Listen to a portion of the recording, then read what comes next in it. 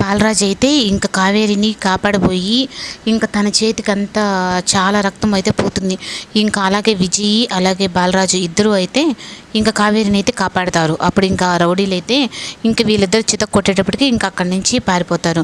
ఈ లోపల ఇంకంతా ఫంక్షన్ అంతా స్పాయిల్ అయిపోయింది అని చెప్పనేటప్పటికి నా వల్ల ఎవరు ఆగద్దు, ఈ ఫంక్షన్ కానివ్వండి, హోలీ సెలబ్రేషన్ చేసుకోవాలి అని చెప్పనని అంటే ఇంకా బాలరాజుకి అయితే రక్తం ఎంత ఆపినా ఆగకుండా ఉంటే ఇంకా చిన్ని అయితే అయ్యో రాజు చాలా రక్తం పోతుంది, ఆగు కాస్త అని చెప్పని తను వెళ్ళి పసుపు తీసుకొని వచ్చి తనకి చేతికి గుడ్డ కడుతుంది.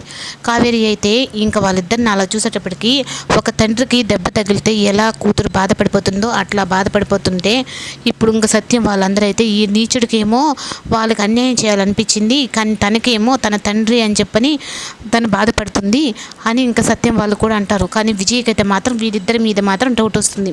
అవును రాజు ఎవరు చిన్ని అని చెప్పానంటే నా ఫ్రెండ్ అని చెప్పని తను అంటుంది. కానీ నాన్న అయితే మాత్రం అక్కడ అందు.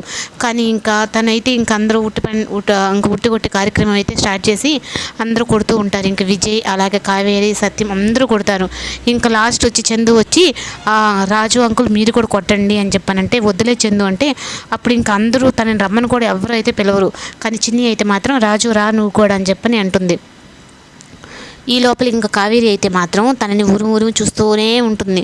అప్పుడు ఇంకా అయినా నువ్వు చూసినా నా కావేరి కాదు కదా అన్నట్టుగానే ఉండాలి కదా అని చెప్పని రాజు అయితే ఇంకా చిన్ని పిలిచిందని ఉట్టుకొట్టడానికి అయితే వెళ్తాడు. ఇంకా విజయ్ అయితే ఇంకా అందరూ అయిపోయారు చిన్ని, ఇంకా నువ్వే లాస్ట్ ఉండేది, నువ్వు కొడుతురా అని చెప్పంటే అయ్యో నాకు వద్దులే అంకుల్ నేను చిన్నపిల్లనే కదా అని చెప్పారంటే లేదు నువ్వు కొట్టాల్సిందేను. అప్పుడు అంటే ఇంకా చిన్ని కొట్టబోయే సమయానికి రాజు కావేరి అయితే తనని ఎత్తుకొని ఉట్టుకొట్టిస్తారు.